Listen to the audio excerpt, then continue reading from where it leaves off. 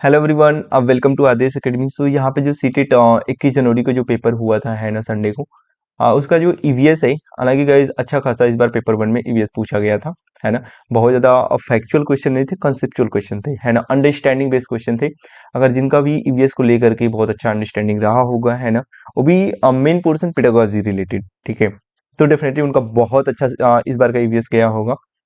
तो ईवीएस में जो पेपर वन है उसका जो हम लोग एनालिसिस करेंगे गाइज आज बहुत अच्छे से। ये जो सीटेड पेपर वन में ईवीएस आया होगा, क्योंकि आपका आई थिंक मैंने हिंदी और इंग्लिश करा रखा है। अब ये रहा आपका ईवीएस पेपर। तो ईवीएस के बाद जो भी आपको नीड लगेगा कि इसके सर आप पेपर एनालिसिस करा दीजिए, तो डेफिनेटली आप कमेंट बॉक्स में बता सकते हैं गाइज। मैं कोशिश करूंगा कि उसको भी करा दूंगा, है ना। आइए हम लोग बिना देर किए हुए देखते हैं हम लोग कैसा रहा पेपर और क्या है उसका एज इट मतलब सही आंसर। तो इस बार देखते हैं हम लोग, है ना। जैसे यहाँ पे पार्ट 3 रहा होगा आपका, है ना, पर्यावरण अध्ययन, इन्वायरमेंटल स्टडीज ईवीएस। तो इसका जो 61 क्वेश्चन, पहला क्वेश्चन हम लोग देखते हैं क्या था कि which of the following best are reflect child centre stages in the teaching EVS at the primary level, है ना। तो थोड़ा सा इसमें देखते हैं निम्नलिखित में से कौन सा बाल केंद्रित रणनीतियों को सबसे अच्छा दर्शाता है। कौन सा इसमें सबसे अच्छा, तो आपकी जो चर्चा करेंगे तो डेफिनेटली ये बहुत अच्छा कोई मतलब अच्छा बताता है। प्रदर्शन हालांकि ठीक है, सर्वेक्षण आप सर्वे करते हैं, है ना, तब ये भी आपको सही बताता है। जैसे आपका ये डिस्कशन तो बेस्ट है, आप इसमें जिसमें ए नहीं है उसको हटा सकते हैं, ये आपका ए इसमें है ही नहीं। ये ऑप्शन एक रहा थर्ड, एक फोर्थ। अब इसमें देखते हैं कौन सा सही है। आप सर्वेक्षण करते हैं इतना नहीं, प्रदर्शन ये भी सही है। आपका ये 3 भी सही हो सकता है, 4 भी, लेकिन अगर बेटर ऑप्शन देखा जाए तो यहाँ पे ऑप्शन इज 4 आपका सही हो जाएगा, ठीक है। नेक्स्ट आते हैं हम लोग। हाँ, एक चीज और गाइस, जो भी इसमें मैं करा रहा हूँ, अगर थोड़ा बहुत इधर उधर होगा तो आप देख सकते हैं, है ना। जैसे इसमें फोर्थ में आप डेफिनेटली इसमें अगर आप प्रदर्शन की बात कर रहे हैं ना, जैसे अच्छा डिस्कशन कर रहे हैं, कुछ प्रदर्शित कर रहे हैं, दिखा रहे हैं, तो बेटर ऑप्शन माना जाता है। हालांकि सर्वे निगेटिव वर्ड नहीं है। नेक्स्ट आते हैं हम लोग। कह रहा है कि व्यापक मूल्यांकन, थोड़ा सा गाइस इंग्लिश का भी इसमें सहारा लेना चाहिए तभी सही होगा। आगे यहाँ पे कह रहा है कि व्यापक मूल्यांकन का अर्थ है कि एक छात्र का मूल्यांकन करने का समग्र तरीका। जिस तरीके से एक ईवीएस शिक्षक ईवीएस में व्यापक मूल्यांकन के लिए अपने छात्रों का आकलन कर सकता है, वह है अर्धवार्षिक, और ऐसा कुछ भी नहीं है। गतिविधियों का मूल्यांकन के लिए रेटिंग स्केल, ऐसा शिक्षकों का आकलन। ये पोर्टफोलियो भी बहुत ही पॉजिटिव वर्ड है। मैंने अपने किसी वीडियो में बताया होगा पॉजिटिव और निगेटिव टैग वर्ड्स, है ना, टैग वर्ड्स या पॉजिटिव और निगेटिव वर्ड्स। तो इसमें जो अगर पोर्टफोलियो कोई टीचर बना रहा है तो सबसे अच्छा ये मूल्यांकन का माना जाता है। तो आपका यहाँ पे option number third is correct हो जाएगा 62 का। आते हैं नेक्स्ट क्वेश्चन 63 पे। कह रहे हैं यहाँ पे कि आप चाहते हैं कि छात्र सहपाठी शिक्षण रणनीतियों द्वारा सीखे, आप समूह कैसे बनाएंगे, है ना। परीक्षा में प्राप्त अंकों के अनुसार छात्रों का एक समान समूह बनाएं। ऐसा कुछ नहीं, भागीदारी और सहयोग, जहां पे सहयोग की बात कर देना और भागीदारी की बात कर दे, मेक यहाँ पे जैसे कि सेकेंड समान, या फिर समान लिंग एवं सामाजिक आर्थिक पृष्ठभूमि के 5, ऐसा ऐसा कुछ भी नहीं है। 4/5 छात्रों को रोल नंबर के अनुसार, एक कतई दूर दूर तक नहीं है। आपके यहाँ पे देखिए पार्टिसिपेशन और कोऑपरेशन की अगर बात किया जाता है, ये हमेशा पॉजिटिव वर्ड माना जाता है। Option number second is the correct हो जाएगा इसका। आते हैं हम लोग नेक्स्ट 64 पे, है ना। इसमें कह रहा है निम्नलिखित में से कथन ए तथा कथन बी को पढ़ना है और देखना है कौन सही है। ऑप्शन नंबर ए कह रहा है कि लगभग 4700 वर्ष पूर्व सिंधु तथा इसकी सहायक नदियों के किनारे कुछ आरंभिक नगर फले फूले, है ना। यहाँ पे आगे लिखा है ऑप्शन, इसमें बी में कह रहा है कि गंगा तथा इसकी सहायक नदियों के किनारे नगरों का विकास लगभग 1500 वर्ष। बिल्कुल यहाँ पे गलत दिया गया है क्वेश्चन नंबर ए। हालांकि ये जो है लगभग 47 वर्ष पूर्व सिंधु और इसकी सहायक नदियों के किनारे कुछ आरंभिक नगर फले फूले, ये परफेक्ट हो जाएगा। तो 60 नंबर 4 का option number second is correct. A is right both. यहाँ पे एक चीज ध्यान रखिएगा कि ए इज ट्रू है बट बी इज फॉल्स। आते हैं 65 पे हम लोग। 65 में कह रहे हैं थीम, आगे अभिकथन में कह रहा है थीम परिवार और मित्र ईवीएस में एक प्रमुख थीम है और पौधे और जानवरों को परिवार और मित्र के उप थीम के रूप में प्रस्तुत किया जाता है। थीम के फिर कारण कह रहे हैं, कारण में कि थीम के द्वारा मनुष्य और जीवन के अन्य रूपों की अन्योन्याश्रितता, है ना। इसको थोड़ा गाइस देखिएगा, एक वर्ड थोड़ा टिपिकल है, अनुनास्त्रिता पर प्रकाश डाला गया है। दैट्स मीन यहाँ पे देखते हैं कि बोथ द असर्शन, है ना, एंड द रीजन और the correct, and the reason is the correct explanation of the assertion. So इसमें हम देख सकते हैं कि अभिकथन और कारण सही है, लेकिन ये थीम और परिवार की बात कर रहे हैं, तो अभिकथन और कारण दोनों सही है और कारण हाँ, ये बिल्कुल, ये जो थीम की बात है ये है एनसीईआरटी के बुक में, आप देखेंगे 3rd या 4th क्लास में है ये बात। थीम बेस्ड बात की गई, इसमें 6 प्रकार की बातें की गई, उप थीम की बात की गई है। तो इसमें ऑप्शन नंबर 4 इज करेक्ट हो जाएगा कि अभिकथन और कारण दोनों सही है और कारण अभिकथन की एक सही व्याख्या भी है। आते हैं 64 पे नेक्स्ट क्वेश्चन। निम्नलिखित में से कौन सी रणनीति भोजन थीम को पढ़ाते समय पूछताछ को बढ़ावा देगी? जब आप कोई पढ़ा रहे हैं चैप्टर, ठीक है, थीम को पढ़ाते समय भोजन जो थीम है उस पे कौन सा ज्यादा इसमें हेल्पफुल रहेगा बताने के लिए। करा सैंडविच, सिंगजी, लेमन वाटर वगैरह को बिना आग की पकाने का प्रदर्शन, ऐसा कुछ भी नहीं है। छात्रों से उनके परिवार के सदस्य को खाने की पसंद का पता लगाने के लिए कहना, ये परफेक्ट हो जाएगा, सही है। भारत, एक बार और देख लेते हैं, भारत के विभिन्न क्षेत्रों में उपयोग किए जाने, ऐसा कुछ भी नहीं। छात्रों को विभिन्न खाद्य पदार्थों, हाँ, ऐसा कोई अगर वर्क कराते हैं जिसमें बच्चा खुद इन्वॉल्व हो, है ना, काफी एक्टिव हो, है ना, तो वो सारी चीजें हमेशा पॉजिटिव को दिखाती हैं, तो इसका सेकंड आंसर सही हो जाएगा। नेक्स्ट हम लोग देखते हैं 67 पे। कह रहा है निम्नलिखित में से कौन सा समूह प्राथमिक स्तर पर ईवीएस के थीमों को दर्शाता है? तो भोजन पदार्थ और आवास, बिल्कुल ये सही है। परिवार और मित्र, यात्रा, प्रकृति, ऐसा कुछ आवास यात्रा चीजों को हम बनाते हैं, डिफरेंट हो जाता है। मौसम, पानी, यात्रा, ऐसा कुछ भी नहीं। ये फर्स्ट वन इज करेक्ट हो जाएगा, इसमें भोजन की, पदार्थ की और आवास की नीड होती है। ये सबके सब क्या है, थीम है इसके, ठीक है। नेक्स्ट आते हैं हम लोग 68 देखते हैं। आगे कह रहा है कि कथन में, यहाँ पे कह रहा है नहीं, कथन ए में कह रहा है रेशम का कीड़ा अपनी मादा को उसकी गंध से कई किलोमीटर दूर से ही पहचान लेता है। ये एनसीईआरटी का क्वेश्चन है गाइस। कुछ मादा कीड़े पेरी, कह रहा है कि फेरीमोनस छोड़ते हैं जिसकी गंध को नर कीड़े पहचान लेते हैं। हालांकि ये दोनों सही है, तो दोनों कथन ए आर सही है और आर ए की व्याख्या भी करता है। इसका ऑप्शन नंबर कौन सा सही हो जाएगा? फोर्थ, फोर्थ इज करेक्ट हो जाएगा।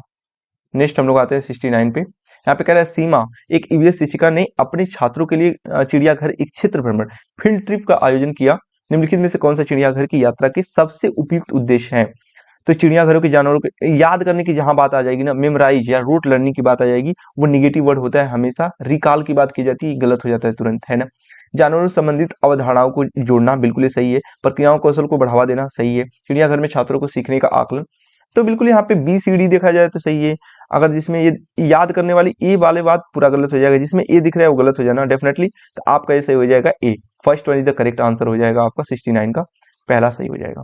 नेक्स्ट आते हैं हम लोग, कुछ ऐसे इसमें वर्ड है उसके थ्रू। यहाँ पे लिखा है कि उस वस्तु का द्रव्यमान ज्ञात कीजिए जिसका घनत्व 12 ग्राम पर मिलीलीटर है तथा आयतन 3 मिलीलीटर है। What is the mass of the object with the density of the 12, है ना, ग्राम पर millilitre and volume of 3 millilitre. अच्छा, तो इसका मतलब आपको ये फॉर्मूला आपको पता होगा, ये लिखते हैं D equal to M upon V, है ना। यहाँ पे D की वैल्यू आपको दे रखा है 12, राइट, एम अपॉन, यहाँ पे V की वैल्यू दिया है आपका कितना है 3, देन यहाँ पे आप मल्टीप्लाई करते हैं, M की वैल्यू आपका आ जाएगा 12 इंटू 3 इक्वल टू कितना हो जाएगा 36, इसका करेक्ट आंसर हो जाएगा आपका 36, ये सही हो जाएगा, जो कि ग्राम में आंसर आएगा, है ना। तो second is the correct answer, जिन्होंने किया होगा सही है। 71 पे आते हैं हम लोग। कह रहा है कि हरियाणा के सीमांतवर्ती राज्य जो है कौन सा है? तो इसमें आपका उत्तर प्रदेश, उत्तराखंड, हिमाचल, ऐसा कुछ नहीं है। हिमाचल प्रदेश, राजस्थान और उत्तर प्रदेश। जिसको थोड़ा सा मैप की नॉलेज होगी डेफिनेटली वो इसको सही करके आया होगा, नो डाउट। 72 पे आते हैं हम लोग। यहाँ पे कह रहा है कि अभिकथन में कह रहा है कि हम अधिक ऊंचाई की तुलना में समुद्र तल पर आसानी से खाना पका सकते हैं। अब बिल्कुल ये सत्य बात है। अगर अधिक ऊंचाई पर पानी का क्वथनांक बढ़ जाता है, ऐसा नहीं है। ए इज द सत्य, मतलब ए करेक्ट है बट बी रॉन्ग है, दैट्स मीन सेकंड वाला ऑप्शन सही हो जाएगा, ये गलत है। नेक्स्ट आते हैं हम लोग 73 की बात कर रहा है कि डॉक्टर मरीजों में मलेरिया की पहचान के लिए खून की जांच करने के लिए निर्देशित करते हैं। खून की जांच से उसमें उपस्थित लव, ऐसा कुछ भी नहीं है। उसे मादा मच्छर के अंडों, ऐसा अंडों की कुछ जानकारी, उसमें उपस्थित जीवाणु, हाँ, जो भी माइक जैसे, हाँ, जो भी जीवाणु है ये डेफिनेटली इसके लिए क्या करते हैं, वो चेकअप करते हैं। इसमें उपस्थित हीमोग्लोबिन का पता लगाता है, ऐसा कुछ भी नहीं है। उसमें उपस्थित जीवाणुओं का पता लगा चलेगा, तब ऐसा वो करते हैं खून की जांच। नेक्स्ट हम लोग आते हैं 74 पे। कह रहा है पक्षियों का अध्ययन करने वाले ने यह परीक्षण किया है कि पक्षियों की एक विशेष प्रजाति में नर पक्षी अपने अपने घोंसले बनाते हैं। मादा पक्षी उन सभी घोंसलों को देखती हैं, उनमें से उसे जो सबसे अच्छा लगता है उसमें ही वह अंडा देने का निश्चय करती हैं। तो ये हालांकि कलचिड़ी, ऐसा कुछ भी नहीं है। शक्करखोरा ये जो है ये भी नहीं है। दर्जनी चिड़िया जो बीनती है अपने चोंच से, पिक से, कलचिड़ी को आप पता ही है। लेकिन नर बीवर पक्षी, यहाँ पे थोड़ा सा एक वर्ड होता है नर बीवर, वीवर पक्षी भी बोलते हैं लेकिन नर बीवर इज परफेक्ट, तो ये है बीवर। तो यही सही है आपका फर्स्ट वन इधर। आते हैं 75 पे, कह रहा है प्रत्येक परिवार में सदस्यों की संख्या और पानी की अनुमति मात्रा, सॉरी, कह रहे प्रत्येक परिवार में सदस्यों की संख्या और पानी की अनुमानित मात्रा की खपत का पता लगाने के लिए छात्र अपने घर और पड़ोस में एक सर्वेक्षण करते हैं। इस गतिविधि के माध्यम से कौन से कौशल और प्रक्रिया को विकसित की जाती है? तो क्या पूछताछ करेंगे? हाँ, पूछना ठीक है, बिल्कुल ये सही है। परिणाम निकालना अव्यक्ति ऐसा नहीं है, पर सभी देखते हैं परिकल्पना परिणाम निकालना अव्यक्ति। हालांकि देखा जाए तो सब कुछ इसमें सीखने को मिलेगा देखने के लिए, लेकिन इसमें बेटर ऑप्शन कौन सा होगा? अनुमान प्रयोग, अनुमान जिसमें रहता है वो सही होता है। प्रयोग, आकलन, प्रश्न पूछना, प्रयोग करना, पर्यावरण के प्रति संवेदनशीलता। हाँ, जहाँ पे संवेदनशीलता की बात आ जाएगी, सेंसिटिविटी, वो थोड़ा सा पॉजिटिव सेंस को दिखाता है। और प्रश्न पूछ ही रहे हैं यहाँ पे, कुछ कर रहे हैं, प्रयोग कर रहे हैं, तो डेफिनेटली ये ऑप्शन नंबर 4 एकदम करेक्ट हो जाएगा। आते हैं हम लोग 76 पे, करें एनसीईआरटी की ईवीएस पाठ्य पुस्तक के एक अध्याय में वहीदा का प्रिज्म और नौसेना में डॉक्टर के रूप में उनके अनुभव का वर्णन है। इसे शामिल करने के क्या कारण है? उनका अनुभव लैंगिक रूढ़ियों को चुनौती देता है। हाँ, ये बिल्कुल सही लग रहा है मेरे को, एब्सोल्युटली परफेक्ट है। बट एक चुनौती देता है, ऐसा कुछ क्या है? उसकी कहानी कह रहा है कि सशस्त्र बलों में चिकित्सा अधिकारी के जीवन की एक झलक देती है। ये समझना कि प्रिज्म 7 रंगों को दर्शाता है।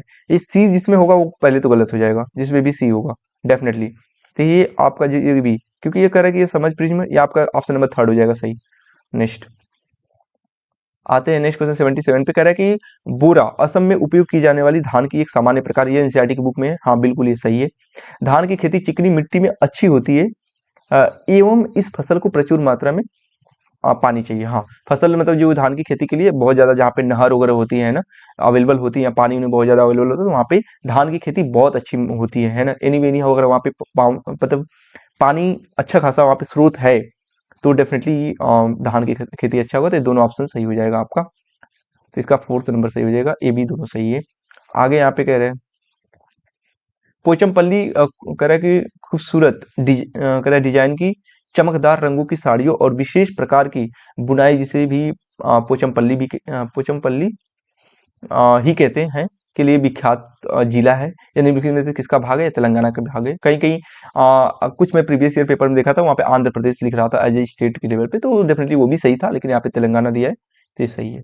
आते हैं 79 पे, कह रहा है एक ईवीएस शिक्षिका अपने छात्रों, वेट गाइस, हाँ, एक ईवीएस शिक्षिका अपने छात्रों से सोचने और जवाब देने के लिए कहती हैं कि हम सर्दियों के दौरान ऊनी कपड़ों क्यों सहज महसूस करते हैं। ये बच्चों से उनका क्वेश्चन है कि हम सर्दियों में ऊनी कपड़े क्यों पहनते हैं।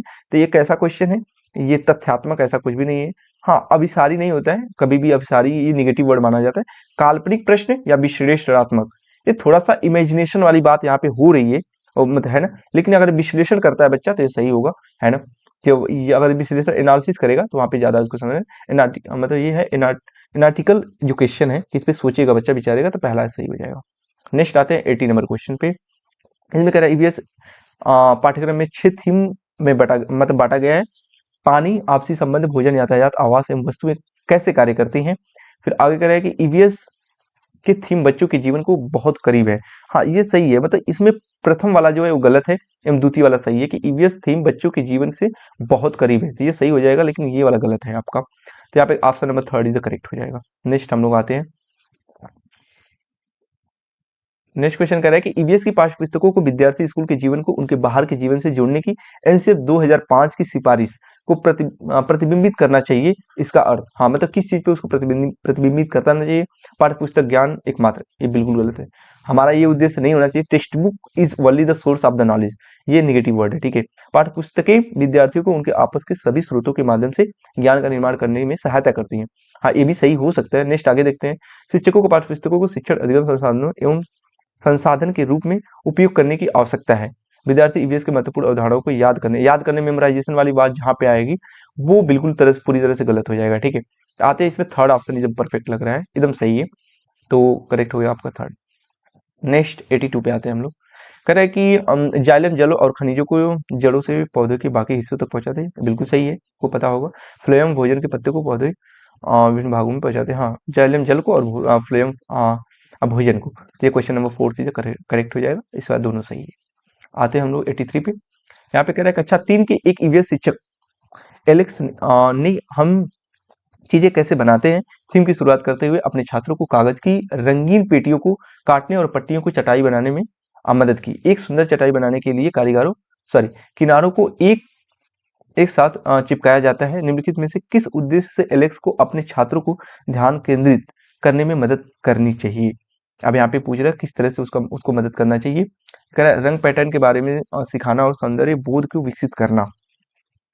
ठीक है, तो ये तो सही है। फिर आगे कह रहा है इस गतिविधि को बुनकरों द्वारा की जाने वाली बुनाइयों से संबंधित करना, ये भी सही है आपका। फिर कह रहा है चटाई को बनाने की विधि के चरणों को याद करना।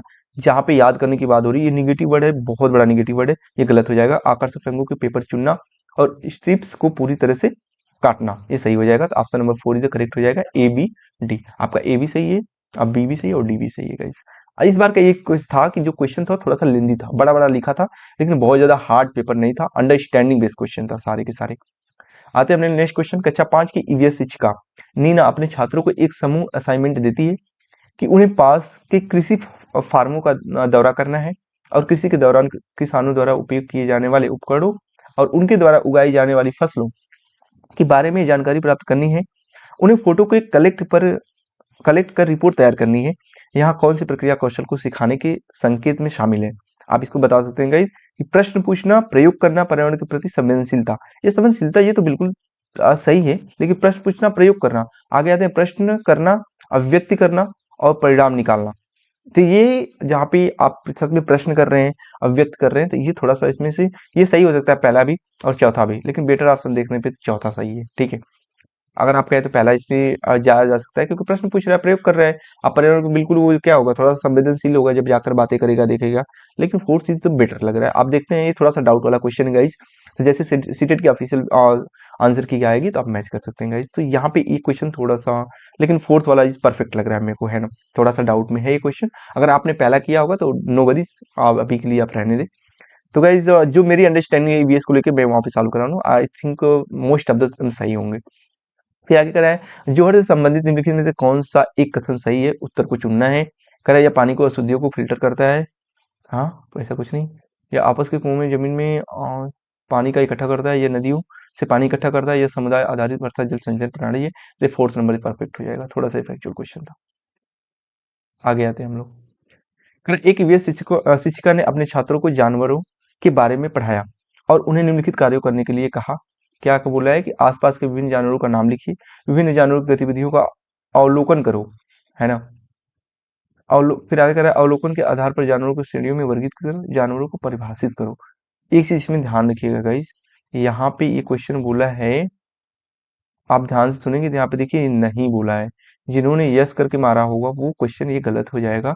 विभिन्न जानवरों की गतिविधियों का अवलोकन करो, अवलोकन के आधार पर जानवरों की श्रेणियों में वर्गीकृत करना।